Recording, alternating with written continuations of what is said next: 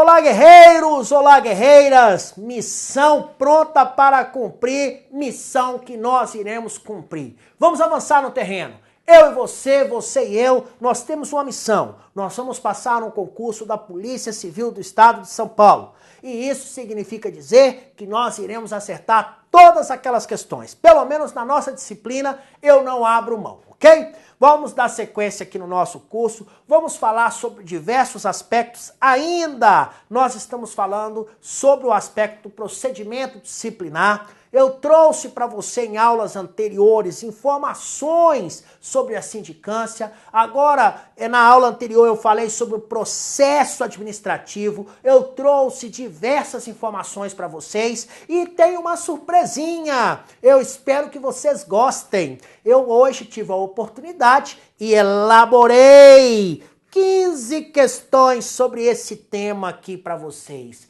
Então, gente, nós iremos realizar exercícios. Palavra do professor Galante, palavra aqui do Gran Cursos Online. Eu parei, fui lá, tirei ali o meu tempo e fui resolver, fui ali inventar ali, elaborei algumas questões para vocês. Vocês vão gostar, podem esperar. Mas para isso eu preciso que vocês então aprendam bem a teoria. E mais, hein? Vou falar baixinho.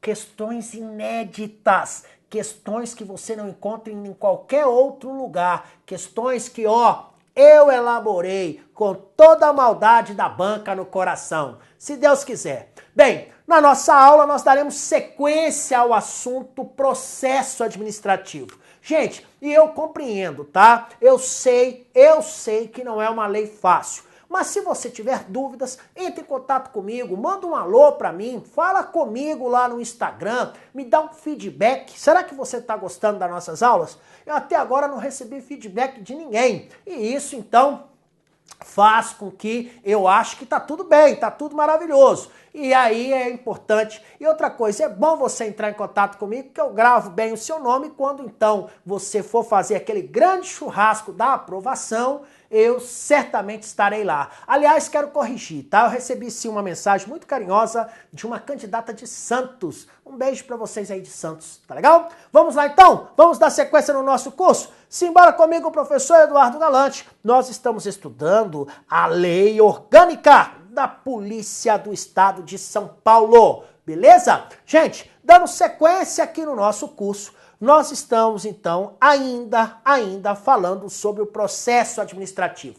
Lembra lá? O processo administrativo, ele é obrigatório para aqueles procedimentos, então, onde existe, em tese, a possibilidade de aplicar as penas de demissão, demissão a bem do serviço público e cassação de aposentadoria ou disponibilidade, não é isso? Bem, pois bem, nós agora temos que falar sobre algumas questões, principalmente aquelas envolvendo as testemunhas. Nós já começamos a falar sobre esse assunto, nós já falamos então na aula anterior e agora eu darei sequência. Olha, as testemunhas que forem arroladas pelo acusado. Bem, aqui nós precisamos saber o seguinte, como que elas irão comparecer à audiência? Elas precisam ser notificadas? Não. As testemunhas, gente, que foram arroladas pelo acusado, o acusado é que se vire. É ele que vai lá e pegue todas as informações e fale para elas. Olha, gente, tal dia vocês têm que estar lá, tal hora, porque não vai haver notificação para que estas testemunhas, então, compareçam ao evento. Bom, então muito cuidado, guardem bem essa palavra, deixa eu marcar aqui. Olha, independente, muito cuidado com isso aí, pois banca gosta muito de trocar essas palavrinhas e eu quero que você esteja atento, tá bom? Olha, deverá ser notificada a testemunha, gente, caso o depoimento for de grande relevância e caso ela então não compareça espontaneamente. Gente, imagina a seguinte situação. Nós temos uma única testemunha que viu tudo ali e ela não comparece. Ela é relevante? Claro que ela é. Se ela era a única testemunha no fato e ela viu tudo, é claro que ela é. E aí, nesse caso, vai ter que ser notificada. Mas Pensem bem nessa questão aqui, viu? Porque a testemunha ela vai ser notificada quando houver presente estas duas condições. Tem que ser um fato relevante e ela não queira comparecer de maneira espontânea. Professor, e se a testemunha não foi localizada? Nesse caso, a defesa pode promover a substituição? Pode, tá bom? Pode sim. Então a defesa vai lá e substitui aquela testemunha que por algum motivo não foi localizada. E aí é só levar a outra então que irá substituir na data designada. E para isso sequer nós teremos o quê? Uma notificação. Não achou? Ok, vou levar uma outra testemunha. Isso ocorre, professor, na prática? Muito, isso ocorre bastante na prática. E mais, em qualquer fase, presta atenção nisso aqui, ó.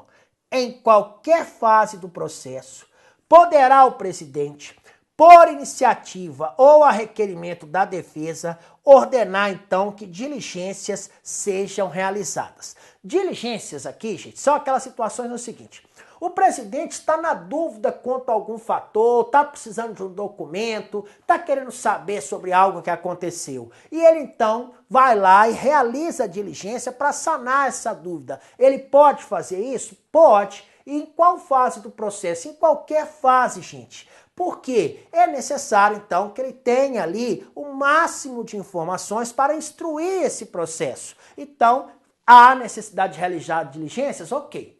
As informações que são necessárias para que o processo, então, possa ser instruído, elas serão solicitadas diretamente, tá bom? Inclusive sem observância de vinculação hierárquica. E como vai ser feito isso? Mediante ofício. E essa cópia do ofício solicitando a informação, ela, nesse caso, irá fazer parte ali dos autos, tá bom? Cuidado com esse pedacinho aqui, ó. Sem observância de vinculação hierárquica. Significa dizer que o presidente ele poderá mandar o ofício diretamente para onde quer que ele deseje, buscando estas informações, tá bom? Professor, e se tiver a necessário, né, se houver a necessidade da participação de técnicos, de peritos oficiais, nesse caso aí, o que será feito? Bem, é possível, a primeira coisa que eu preciso saber, é possível? Sim. É possível, então, que haja aí a presença de técnicos ou de peritos oficiais. Nesse caso, sabe o que vai ser feito? O presidente poderá requisitá-los, evidentemente, após analisar ali, então, as situações as quais certamente ensejarão a participação. Como é feito isso? Faz lá a convocação mediante ofício, evidentemente especifica, fundamenta, então, ali as razões, ok? Olha, durante a instrução, gente, os autos, os processos, eles irão permanecer na repartição competente. Nada do processo ficar andando para lá e para cá, de mão em mão, de galho em galho, não. Ele vai permanecer lá na repartição competente. Será concedida a vista dos autos. Vista é o seguinte, é aquela oportunidade em que uma das partes, então, tem contato com esse processo e ali, então, ela possa analisar tudo que já foi feito até agora. Então, nos termos aqui da nossa lei, será concedida vistas dos autos ao acusado. E como que isso poderá ocorrer? Simples, o acusado fará uma simples solicitação. Evidentemente que para o acatamento desta solicitação, nós temos que pensar o seguinte, olha, não vai ter algum tipo de prejuízo ao procedimento. Então, por exemplo, se eu estou no meio de uma realização de uma diligência, aí o acusado vai e pede para ver o processo? Claro que não, né, gente? Porque aí se eu parar lá a diligência para atender esse pedido do acusado, vai me prejudicar. Mas caso contrário, tudo bem. Olha, a concessão de vista, ela pode ser obrigatória? Depende, tá? Mas existe previsão sim. Existe situação, então, uma situação em que essa concessão de vista será obrigatória. Evidentemente que isso será feito no prazo para que o acusado possa se manifestar, ou ainda naquelas situações em que são necessárias para que haja apresentação de recursos. E, evidentemente, isso se dará após obedecida ali a publicação no Diário Oficial do Estado. Então, existem duas situações em que a concessão de vista será obrigatória. É isso que eu quero que você guarde para a prova. Se cair na nossa prova, olha, a concessão de vista obrigatória. Em que situações ela vai ocorrer? Quando for obrigatória a manifestação do acusado ou quando houver a apresentação de um recurso. Nestas duas situações, a vistas dos autos será, então, obrigatória. Guarde isso para a nossa prova. E mais, o advogado, professor, ele tem um papel importante nesse contexto? Claro que tem, gente. Preste atenção aqui nessa informação que eu vou trazer para você. Olha, ao advogado, então, será assegurado o direito para que ele possa retirar os autos da repartição. Evidentemente que para isso ele irá assinar lá um livro, não é isso? Ele vai assinar, então, um recibo que ele está tirando os autos ali, então. Beleza? Evidentemente que a gente deve levar em consideração alguns aspectos, tá bom? Existe alguma hipótese do advogado não poder retirar esses autos da repartição? Olha só que interessante essa informação. O advogado é assegurado o direito de retirar os autos da repartição mediante recibo durante o prazo para a manifestação do seu representado, salvo na hipótese de prazo comum, tá? De processo sob regime de segredo de justiça ou quando existirem autos, documentos originais de difícil restauração. Então, gente, existem algumas situações em que o advogado, então, ele não irá retirar os autos da repartição. E quais são estas situações? Por exemplo, quando houver da hipótese de prazo comum. Então, se eu deixar que um advogado leve aquele processo e o outro advogado, como que ficaria? Então, quando há prazo comum, a consulta é feita na própria repartição. Eu não vou deixar. Outro sistema, se o processo está sob regime de segredo de justiça, a mesma coisa. Eu não vou, então, permitir que possa ser retirado, mas ele pode consultar lá na repartição, o advogado. Ou quando existirem, gente, nos autos ali, alguns documentos que sejam de difícil restauração, ou seja, se aqueles documentos forem perdidos, se aqueles documentos por algum motivo ficarem inutilizados, será muito difícil nós conseguirmos outros. Então, nesse caso especificamente, não há que se falar em retirar os autos da repartição. Pode ser também que surja alguma circunstância que justifique que aquele processo permaneça na repartição. Evidentemente que isso será devidamente fundamentado em um despacho motivado. Então, se perguntar na nossa prova, o advogado, ele pode retirar, ele tem o direito de retirar os autos da repartição? Sim. Esta é a regra. Mas como toda regra tem a sua exceção, aqui não é diferente. Nós temos exceção. Então, qual é a exceção? Aliás, as exceções. Na hipótese de prazo comum, pois isso poderia prejudicar a outra parte, então a consulta é feita no balcão. Então, marca aí, professor, pra gente, pelo amor de Deus, marco. Tá aqui, ó, prazo comum, tá? Quando houver segredo de justiça ou quando tiver originais de difícil restauração ou outra circunstância relevante. Gente, aqui eu estou trazendo para vocês o macete. Lembra aquele macete, aquela regra de ouro que eu falo? Olha, guardar as ideias. Quer ver? Vou fechar meus olhos e vou lembrar das ideias aqui.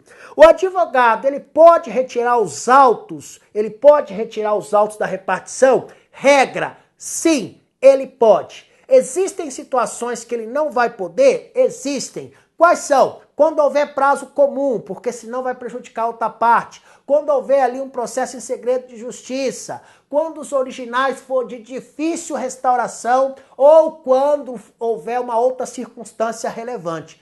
Viram? Eu guardei ideias. É isso que eu quero que vocês façam para a prova. Belezinha? Gente, somente, olha só essa informação aqui agora que eu vou trazer para você, somente poderão ser indeferidos pelo senhor presidente e desde que isso seja feita mediante uma decisão fundamentada, aqueles requerimentos, tá, de nenhum interesse para o esclarecimento do fato. Então imagina, o advogado entra com um requerimento que não tem nada a ver, que não acrescenta nada, que não traz qualquer informação relevante. Então é claro que o presidente vai indeferir. Cuidado com isso aqui, ó. Banca gosta de explorar isso aqui, ó. Nenhum interesse para o esclarecimento do fato. Professor, o que mais poderá ser indeferido? As provas, gente, ilícitas. Por quê? O que é uma coisa ilícita? Você quer anotar aí? E entenda assim, olha, ilícita é contrário às normas, é algo então que não encontra respaldo nas normas, tá? É algo ilícito, é algo proibido. Olha, também aqueles documentos impertinentes, os desnecessários e os protelatórios, tá? O que são documentos, o que são coisas protelatórias? Vou falar numa linguagem bem acessível. Protelatória é coisa para ganhar tempo, encheção de linguiça, enrolação. Então, regra, os requerimentos serão todos atendidos. Mas aqui vamos para as ideias. Quais são os requerimentos que poderão ser indeferidos pelo senhor presidente? É isso que eu quero que você guarde. Aqueles que não tenham qualquer interesse com o esclarecimento do fato, as provas ilícitas, provas, tá? Aqui, ó, provas, as provas ilícitas, as provas impertinentes, as provas desnecessárias ou as provas protelatórias, tá bom? Então, normalmente, quando há um requerimento nesse sentido aí, esqueçam, não serão atendidos. Cuidado com esse aspecto, pessoal. Olha, hoje nós sabemos, por exemplo, hoje eu vi que saiu um número de inscritos ao concurso de delegado no Rio Grande do Sul, deu quase 18 mil pessoas. Então, ou seja, hoje há um número muito grande de candidatos, mas isso não significa qualidade, pois qualidade significa ter uma preparação à altura dos desafios. E é isso que eu quero chamar a sua atenção. Olha, nós estamos aqui trabalhando da legislação nos seus aspectos mais detalhados, pois eu quero você qualitativo, eu quero você em condições de brigar igual gente grande, ou seja, partir para cima, acertar a questão e olha, não se preocupe com o outro, faça o seu melhor, tá bom? Vocês viram que eu estou trabalhando aqui, ó, com questões bem, mas bem práticas. Professor, deixa eu perguntar uma coisa para o senhor. Existe aqui a possibilidade, de acordo com a lei, tá? Existe aqui a possibilidade de se ter um novo procedimento? Opa, vamos ver aqui, olha. Quando, gente, no curso do procedimento, suponha-se que surjam fatos novos e estes fatos novos, então, também sejam imputados ao acusado. E aí, professor, o que será feito? Bem, poderá ser feito, então, um novo procedimento, gente, para apuração. Ou caso, se ali o presidente achar que é interessante, pode haver um aditamento da portaria trazendo esses fatos novos. Mas se houver um aditamento da portaria, ele vai ter que abrir a oportunidade para que ele possa se defender. Então, o que é isso? Então, o acusado já está respondendo um processo administrativo. O que acontece? Aparecem novos fatos. Qual é a saída quando se aparecem novos fatos? São duas as saídas. Eu vou então abrir um novo procedimento, ou eu pego esse procedimento que já está em andamento, faço o aditamento da portaria, ou seja, eu acrescento esses fatos que surgiram e aí eu abro um prazo para a defesa, tá bom? Beleza, professor. Encerrou, professor, acabou a fase probatória. E aí? Nós daremos, então, vista dos autos à defesa. Sabe para quê? Então, a defesa vai ver os autos, vai olhar tudo. Por quê? Ela vai ter um prazo para apresentar as alegações finais. E esse prazo será de 7 dias. Então, acabou a fase probatória, abre-se o prazo para as alegações finais. Professor, e se a parte não apresentou o prazo ali, ou seja, não apresentou nos 7 dias as alegações finais? Bem, simples. O presidente, então, o que ele faz? Designa um advogado dativo e aí faz o quê? Abre um novo prazo para esse advogado dativo apresentar estas alegações finais. Ou seja, sem defesa não ficará, tá bom?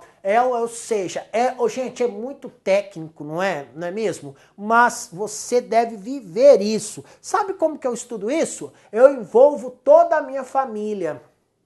Eu brinco, eu faço um teatro na minha casa e eu envolvo então a minha esposa, as minhas filhas, eu sou acusado, aí eu coloco a minha esposa como a presidente lá no caso da comissão, aí eu coloco as minhas filhas como testemunhas e eu faço um teatro então passando por todas estas fases que nós acabamos de falar aqui. E com isso eu consigo fixar.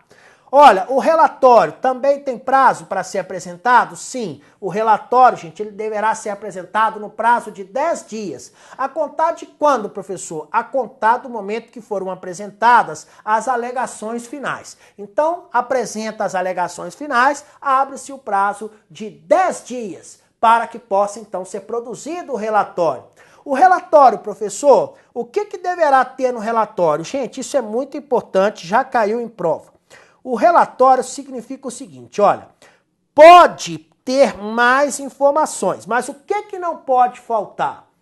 Bem, se houver mais de um acusado, deverá então ser separadas estas informações. O que não pode faltar num relatório? Quais foram as irregularidades que foram então imputadas, ou seja, que foram ali imputadas ao acusado? Quais foram as provas que foram colhidas? Quais foram as razões de defesa?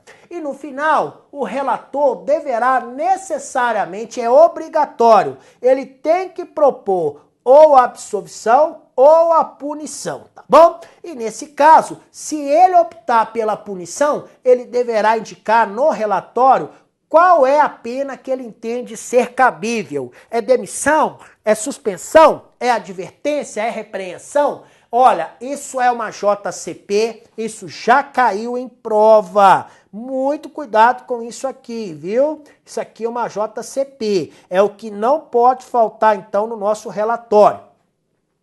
Além disso, o relatório também deverá conter, gente, sugestões que sejam interessantes, sugestões que possam, então, servir de fomento para aquelas providências que deverão ser tomadas pelo serviço público, gente. Outras providências. Então, isso é possível? Sim, é possível e normalmente são feitas. Percebam o quanto é importante. Olha, eu até gosto muito de estudar esse tema, eu entendo que é algo muito importante, principalmente no contexto, em épocas, né, vamos dizer assim, de combate aí à corrupção, de combate então aí à questão da falta de ética e outras coisas mais. Então eu entendo como sendo muito importante esse procedimento. Gente, pronto, foi feito ali o relatório. Relatado, gente, esse processo ele será encaminhado para o senhor delegado-geral de polícia.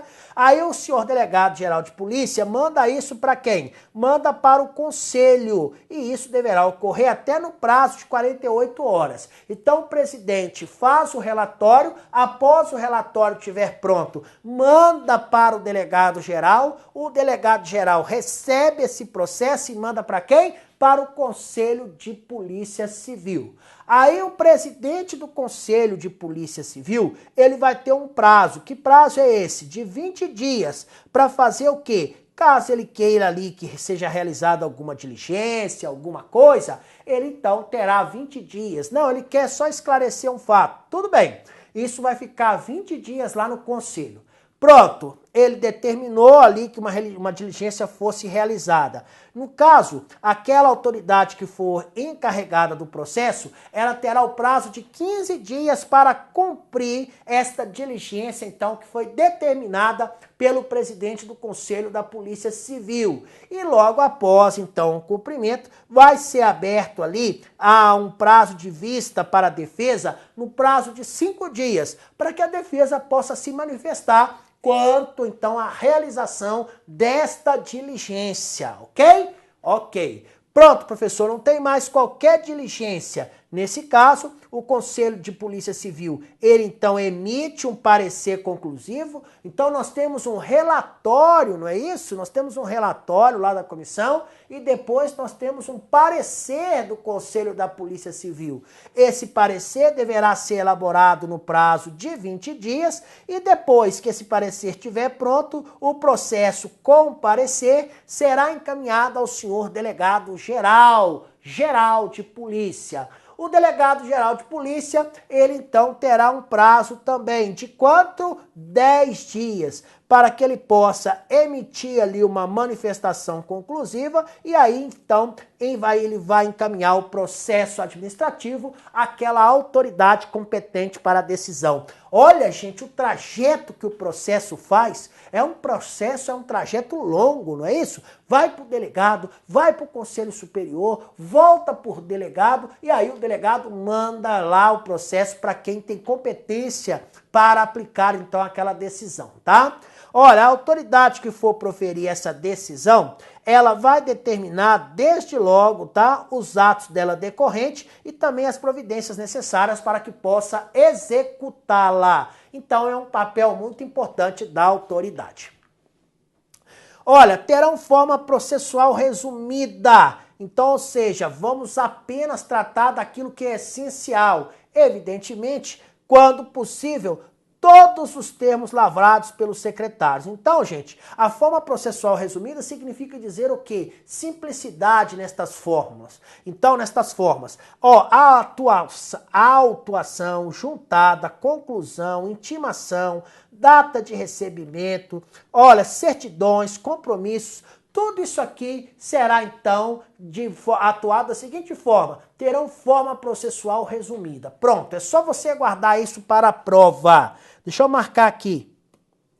Terão forma processual resumida. Autuação, juntada, conclusão, intimação, data do recebimento, certidões e compromissos, tá bom? Não esqueçam disso. E mais, toda e qualquer juntada aos autos. O que é juntada? Alguma coisa que é apresentada que tem que fazer parte do processo. Então, toda e qualquer juntada aos autos será feita em ordem cronológica, ou seja, conforme forem apresentados, e serão rubricadas pelo presidente as folhas que forem acrescidas aos autos. Não será, gente, declarada qualquer nulidade em relação a qualquer ato processual que não tenha influído lá na apuração da verdade substancial, ou ainda que não tenha influído diretamente na decisão do processo de sindicância.